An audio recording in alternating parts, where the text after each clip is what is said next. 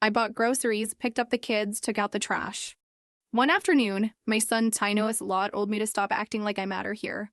My daughter said I was a guest and needed to start acting like one. I moved out the next day. But on Christmas morning, when their bank card stopped working, they finally discovered the truth. My name's Raylene. I'm 60-4, widowed. I used to live in San Marcos, Texas. For most of my life, I thought I was a good mom.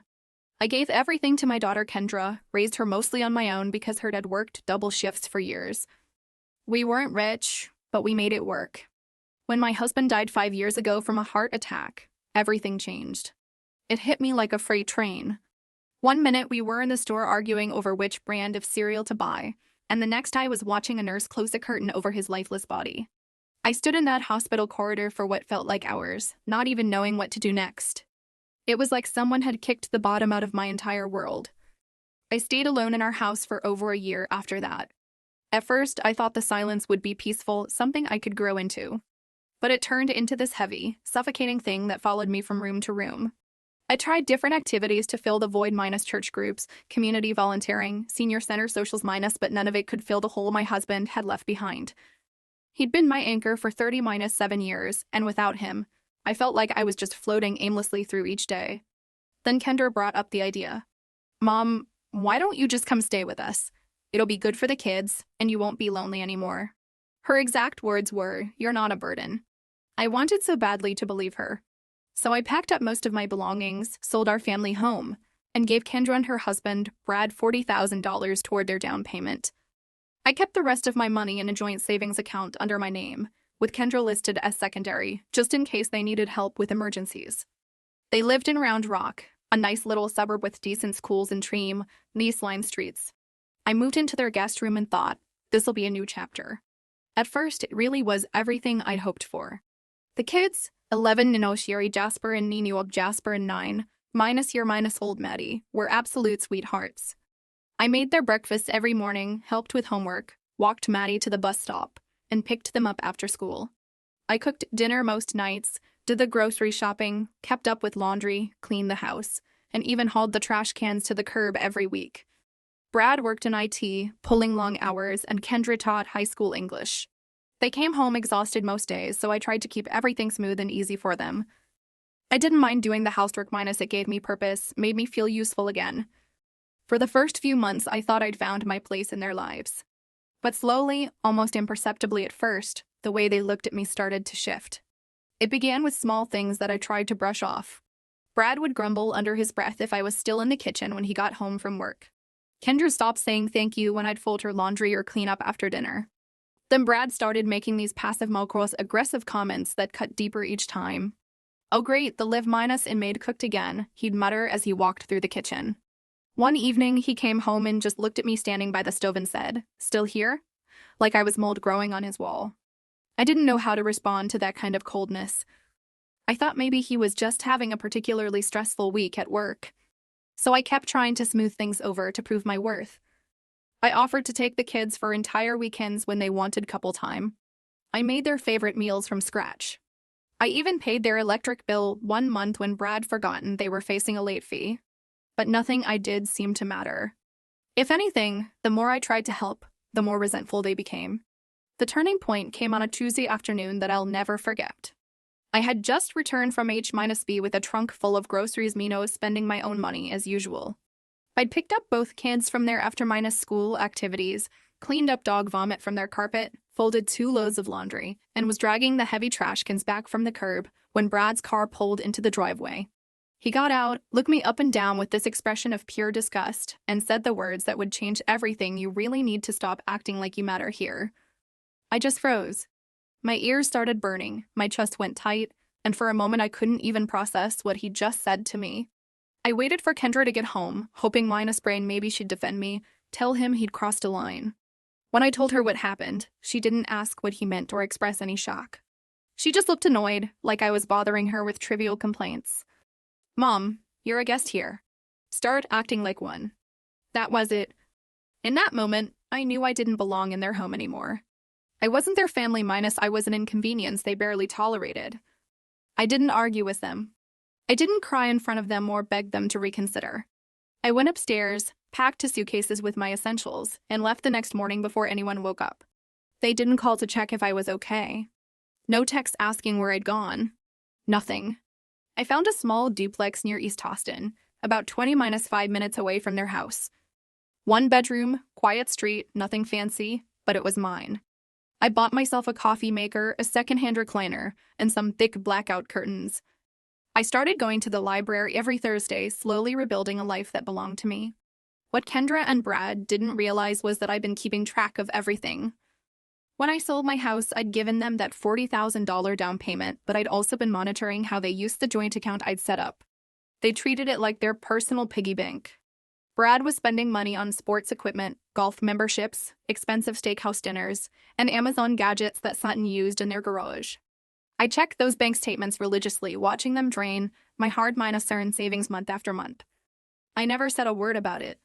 I just let them dig themselves deeper, quietly documenting every frivolous purchase. Months passed without any contact from them. Then, right before Thanksgiving, I got a text from Kendra: "Kids miss you. Come for Christmas." I stared at that message for hours, turning it over in my mind. They thought they could discard me like yesterday's trash and died, just crawl back the second they needed someone to bake cookies or buy presents for the grandkids. The audacity was breathtaking. So I said yes. But I had a plan. I watched Brad deposit his holiday bonus into our joint account in early December, minus $8,000 that he'd earned but was depositing into an account funded entirely by my money. He transferred some of it to their checking account but left the bulk sitting there, probably planning to spend it on more unnecessary luxuries. I waited until Christmas Eve. Then I logged into the bank's website, transferred every single penny, minus 70 minus 1,340 minus $2 minus, into my new personal account, and closed the joint account completely. Every dollar had originally come from the sale of my home, my retirement savings, and my late husband's life insurance. It was my money, legally and morally. Christmas morning, I showed up at their house like nothing had happened. I brought a homemade pecan pie and handed out presents to Jasper and Maddie, gift cards, and a few small toys I'd picked up. Brad and Kendra tried to act warm and welcoming, like the past year of coldness had never happened. "Glad you could make it, Raylene," Brad said with a fake smile that didn't reach his eyes. Around noon, Kendra suggested they order lunch from their favorite barbecue place. Brad pulled out his phone and tried to use their debit card. I was sitting on the couch, pretending to read a magazine, but I was watching him carefully. He froze mid-order. Tried the card again. Then again. His voice got sharp and confused. "Why isn't this going through?" Kendra grabbed her own phone and tried her card. Same result. I could see the panic starting to creep into their faces. I stood up slowly, picked up my coat, and started walking toward the door. "What happened to the account?" Kendra asked, her voice rising with nervousness. I turned to look at both of them, these two people who'd made me feel worthless in my own family. It was my account. I closed it. "You can't do that," Brad snapped, his face turning red. "Oh, but I could." And I did. I watched them start to panic as the reality hit them. All those months of treating me like hired help, all those condescending comments and dismissive looks, and they'd never once considered that I held all the financial power. I walked out that door with my empty pipe laid under my arm and didn't look back. It was the most satisfying Christmas gift I'd ever given myself. After I left that morning, I expected angry phone calls and furious text messages. But for 3 whole days, there was nothing but silence. Then I received a message that broke my heart, minus not from Kendra or Brad, but from 11's-old Jasper. "Are you mad at Mom and Dad?" That one hit me hard. I waited before responding, then told him I wasn't mad at him or Maddie, and that I'd always be there for them. But I didn't explain the adult complications. He was just a kid caught in the middle of his parents' mess. A few hours later, Kendra finally reached out. "We need to talk." "I'm serious." I ignored her. Then the messages started coming faster and more desperate. "You've ruined everything. Do you even care about your grandkids?" Brad's boss called mine. "Our mortgage payment bounced because we couldn't cover the auto minus pay." That last message made me pause. They had no backup savings, no emergency fund. After all the money they pulled from that account over the months, after Brad's decent IT salary and Kendra's teacher income, they were living paycheck to paycheck with no financial cushion whatsoever. 2 days later, a handwritten letter arrived in my mailbox. 4 pages of Kendra's careful cursive, saying she was sorry and that I'd misunderstood everything. She claimed Brad was just stressed about work and that I'd taken things too far by closing the account and embarrassing them in front of the children. Not once in those 4 pages did she say she missed me as a person. Not once did she admit they'd treated me poorly. It was all guilt, excuses, and blame shifting. I didn't write back. A week later, I was grocery shopping when I saw Maddie and Jasper with Brad. He looked terrible minus unshaven, tired, like he hadn't slept in days. The kids spotted me and ran over immediately. Maddie hugged me so hard I thought she might crack my ribs. She was crying, telling me she missed my pancake breakfast and how the house felt quiet and weird now. Jasper asked if I could come to his soccer games again. Brad didn't approach us minus, he just stood by the frozen pizza section, watching with this hollow expression. In February, something interesting happened. I received a notice from my bank that someone had filed a dispute on the closed joint account, claiming the funds I'd removed weren't authorized. Brad's name was on the complaint. He was actually trying to reverse my transfer and get the money back. I had to laugh. I'd kept every document, every IRA transfer receipt from the original house sale. I wasn't some confused old lady he could manipulate through the legal system. I called the bank and walked them through everything methodically. The representative sounded genuinely surprised at how organized and thorough my documentation was. Within 3 days, the dispute was closed in my favor. But Brad wasn't finished. A week later, I was served with papers. They were suing me in small claims court, claiming I committed financial abuse by closing an account used for shared living expenses. They wanted $40,000 reimbursed. I showed up to court by myself, wearing a clean sweater and slacks, carrying a folder 2 inches thick with financial records. They arrived with a lawyer who looked at me like I was some helpless grandmother he could easily intimidate. He smiled too much, asked condescending questions, and clearly expected an easy victory. But the judge wasn't fooled for a second. She reviewed my documentation carefully, then asked me directly how much of this account was funded by you. 100%, Your Honor. And did you ever agree, either verbally or in writing, to let them treat this as a shared household account? Not once, Your Honor. She looked over at Kendra and Brad with this expression of complete disbelief. So you're suing your mother for taking back money she gave you voluntarily? They both froze like deer in headlights. Brad's lawyer started stammering about expectations of shared use and contributions made over time, but the judge had heard enough. Case dismissed. Just like that, it was over. Outside the courtroom, Kendra tried to catch up with me, tears streaming down her face. Brad stood behind her, silent for once. Mom, we didn't know what else to do, she said desperately. I looked her straight in the eyes. Then maybe you should have thought of that before telling me I was just a guest. She reached for my arm. I stepped back. Let me go, Kendra. You already did once. After the court victory, I thought that would be the end of our conflict. But I'd underestimated how purely Brad handled losing. 3 weeks later, I got a call from the school district office. Someone had submitted an anonymous complaint claiming I was emotionally unstable and acted inappropriately with children during school pickup.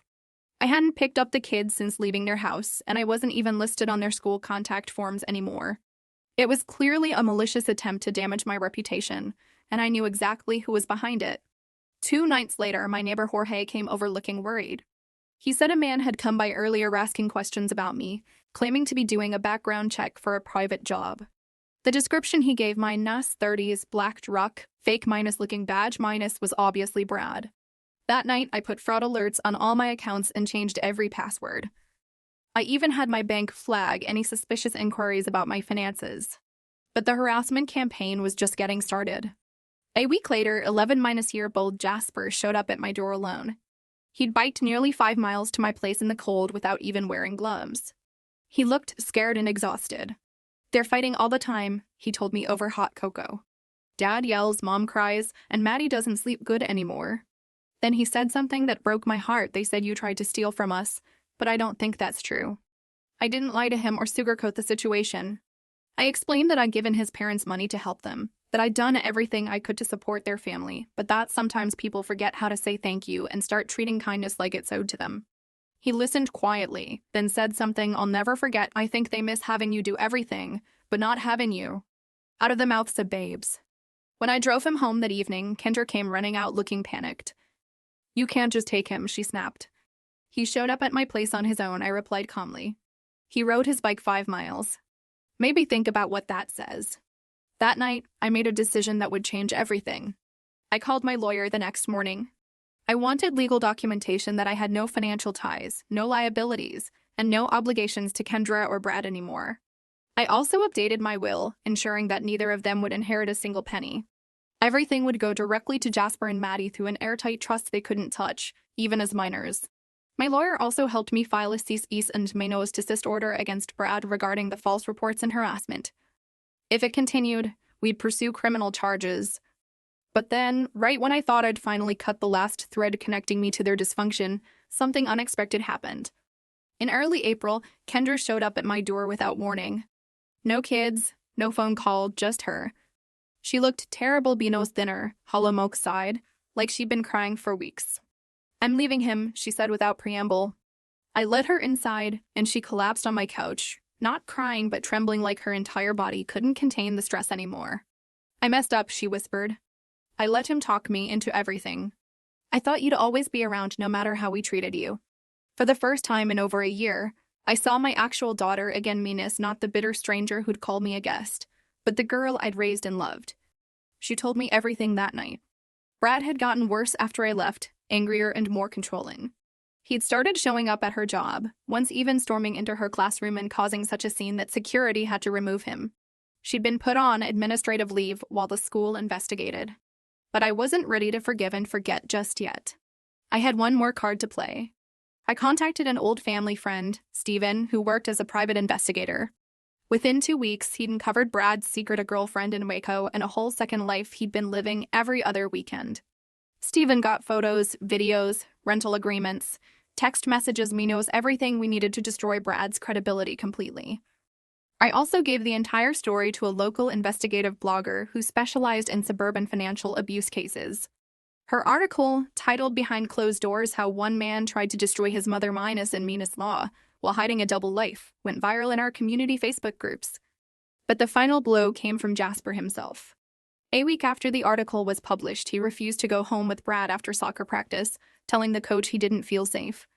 That triggered a CPS investigation, which revealed that Brad had been disciplining Maddie with screaming fits and locked room store punishments that Kendra didn't even know about. With Steven's evidence and the CPS report, Kendra's lawyer filed for full custody and won. Brad lost his visitation rights after he called the judge a man-Manos hating hack and had to be physically removed from the courtroom. His employer fired him immediately when HR saw the article and confirmed his involvement in multiple harassment cases. His golf club membership was revoked, his credit cards were canceled, and his unemployment claim was denied after we submitted evidence of his misconduct. Last I heard, he was renting a room from a coworker, begging friends for money online. Even the girlfriend in Waco blocked him when she learned the truth. As for Kendra, she got her teaching job back after the school cleared her record. She apologized to me properly this time, Minas, not just for the money, but for letting someone convince her that I didn't matter. I didn't forgive her instantly, but I let her start rebuilding our relationship brick by brick. We began having weekly dinners at my place, just the four of us. I cooked, she cleaned up, and the kids helped with both. We laughed again, played old board games, and Maddie asked me to teach her how to bake pies. I updated my will one more time, adding personal letters for each grandchild explaining why standing up for yourself isn't selfish and why letting people treat you like a doormat can cost more than money. The trust fund remains theirs and only theirs, with ironclad protection so no future spouse or parent can touch a cent. As for me, I sleep peacefully now. No more feeling like a ghost in someone else's home. No more swallowing my pride just to be told I'm just a guest. I still have difficult days. Minus grief doesn't simply vanish, Minus, but I have my peace back. I have my dignity back. I have my life back. And if anyone ever tries to take that from me again, well, let's just say they better ask Brad how that worked out for him.